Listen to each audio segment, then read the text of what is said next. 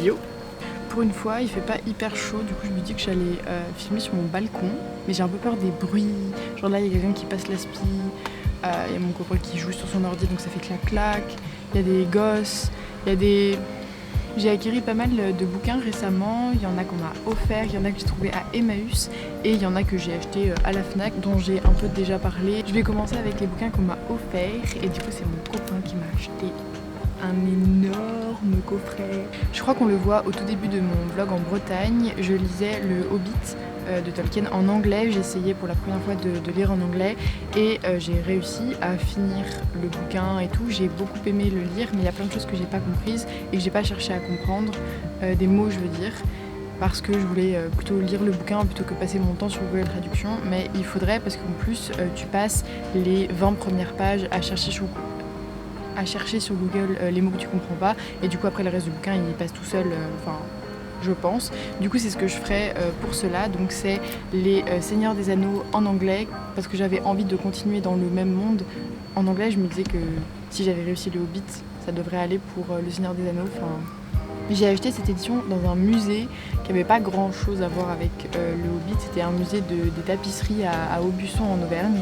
Et ils ont une sorte de partenariat avec la maison de Tolkien, enfin je sais pas comment ça s'appelle, mais ceux qui s'occupent des œuvres de Tolkien. Et du coup ils ont le droit, ou enfin non, vu que c'est un partenariat c'est plus, c'est pas une question de droit, c'est juste qu'ils veulent le faire et du coup c'est en commun accord on va dire. Et ils font des tapisseries et ils ont comme projet de faire des tapisseries du monde de Tolkien. C'était vachement sympa et du coup il y avait le tome 1 à la boutique, tout ça pour dire ça, qui était du coup dans cette édition là que je trouvais assez jolie. Et j'avais vu au dos qu'il y avait les Seigneurs des Anneaux dans la même édition et je me suis dit ce serait vraiment l'occasion de pouvoir les lire en anglais, les continuer dans la même édition et du coup que ce soit en plus joli si un jour quand on aura une étagère pour mettre des bouquins. Et du coup mon copain m'a fait la surprise d'en m'acheter ça, même si en soi je le savais un peu. C'est une mini surprise, une demi-surprise. Donc j'ai de nouveau ce tome là, mais cette fois au moins il est tout neuf et très beau. Parce que celui-là je l'ai emmené partout à la plage et tout, donc il a assez souffert. Donc voilà. Ensuite je voulais présenter du coup les 4 livres que j'ai achetés à Emmaüs. C'était 1€ l'un, donc c'est... Je sais pas, si on a l'habitude des brocantes où c'est 50 centimes, c'est sûr qu'on se dit putain 1€ le bouquin qui fait 20 pages, c'est un peu cher. Mais en fait, à Emmaüs, il faut pas réfléchir comme ça, il faut se dire qu'on participe à l'association et qu'on aide de cette façon-là. Donc voilà, c'était 1€ tous les livres, malgré les différences de taille, du nombre de pages. Le premier bouquin que j'ai dégoté, ça s'appelle La première gorgée de bière de Philippe Delerme, non je pense pas, mais enfin bon, un Philippe. Et en vrai le sous-titre, je sais pas comment ça s'appelle cette partie-là, est très importante vu que c'est et autres plaisirs minuscules. Et donc c'est un petit recueil de mini, je sais pas comment on appelle ça, c'est pas des nouvelles, c'est peut-être des essais ou c'est de la poésie en prose, je ne sais pas. Mais donc c'est des petits écrits qui font 1 page, 2 pages et qui sont sur des thèmes à chaque fois du quotidien, comme la première gorgée de bière, prendre un porto, aider à écosser des petits pois, le jardin immobile, les boules en verre, un roman d'Agatha Christie, le journal du petit déjeuner, voilà. C'est plein de petits trucs comme ça, ça a l'air très doux, très mignon. C'est ce que m'a dit ma meilleure amie qui, du coup, on était ensemble à Emmaüs et qui m'a dit tu verras, c'est très mignon, très doux et ça aide à relativiser. C'est ça. Alors je vais clairement pas vous lire tout ça, mais je crois que c'est le début, ou alors que c'est toute la nouvelle sur les petits pois. Non, ça peut pas être toute parce que c'est vraiment petit, mais c'est le début. La nouvelle sur les petits pois, je ne l'ai même pas lu. J'ai même pas lu le derrière. J'ai juste ouvert. Je trouvais ça vachement rigolo. Et ensuite, j'ai fait par rapport au titre Le Parfum, qui est très très connu. Je ne sais même pas de quoi ça parle.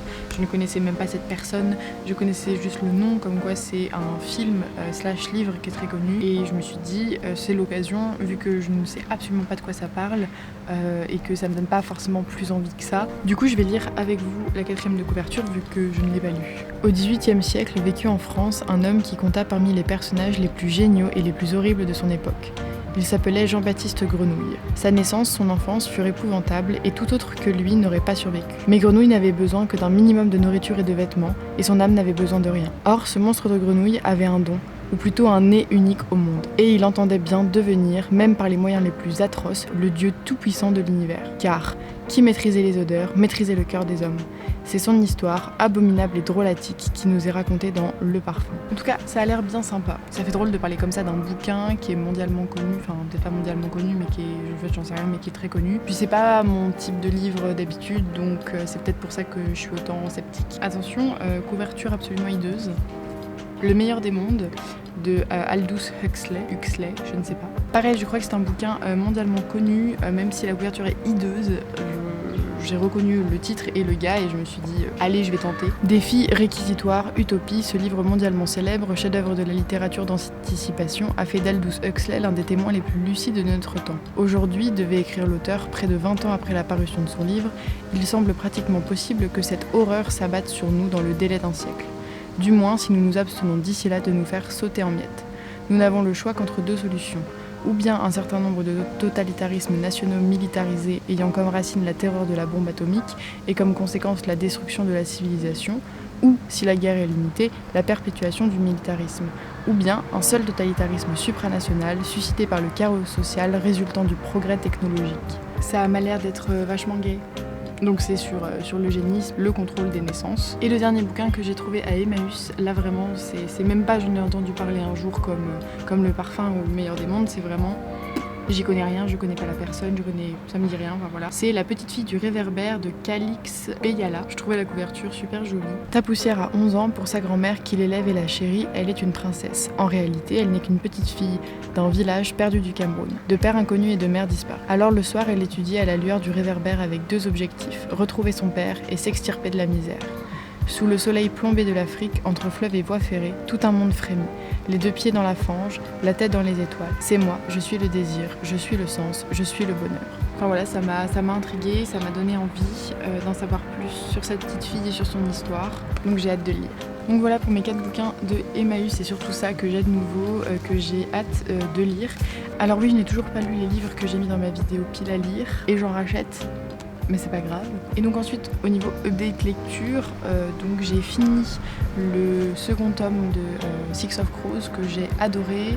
Il y a juste la fin qui m'a dérangée, mais du coup je pense qu'il va y avoir un tome 3, mais je crois qu'on en est tous sûrs en fait et que ça a été déjà annoncé et qu'il est en rédaction. Et c'est à la fin, on a le tout dernier chapitre, c'est P.K. Rollins, c'est sur le point de vue de P.K. Rollins. Et j'ai trouvé ça vachement bof comme fin.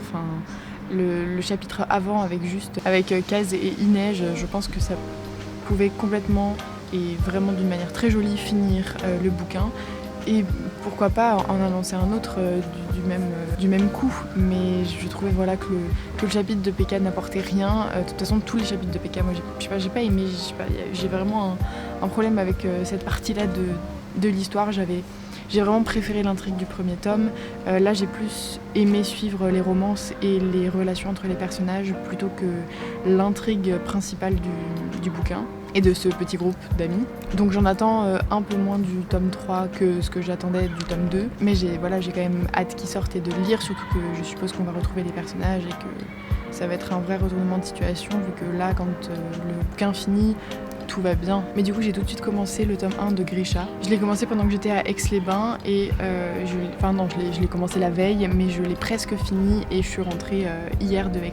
Il me reste une 50aine de pages, donc je pense que d'ici demain, je l'aurai fini. Et donc ensuite, j'aurai le tome 2 et le tome 3 à lire et tous les tomes des Seigneurs des Anneaux et ces 4 bouquins que j'ai achetés à Emmaüs. Enfin voilà, j'ai plein de trucs à lire, donc il faudrait que je me bouge les fesses en espérant que si je filme un update lecture cette fois un jour, j'ai lu pas mal de bouquins, je vais pas faire un update lecture juste pour parler du tome 1 de Grisha.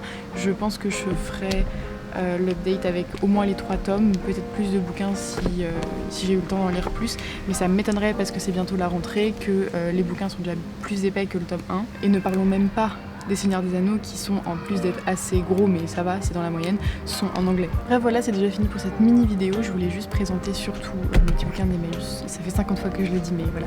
Ça m'a fait trop plaisir de trouver enfin des bouquins à Emmaüs parce que j'ai pris le temps de chercher. En fait, il faut vraiment prendre le temps et se tordre le cou pour regarder les titres comme ça et attendre de tomber sur un truc qui nous attire, qui nous donne envie, de pas hésiter à prendre le bouquin pour lire derrière le résumé. Et voilà, moi c'est comme ça que j'ai trouvé ces 4 bouquins, dont 3 qui étaient quand même connus. Voilà, j'espère que cette mini vidéo vous aura diverti et vous aura peut-être donné envie d'aller chiner des petits bouquins à Emmaüs. Je vous fais des petits bisous, à bientôt.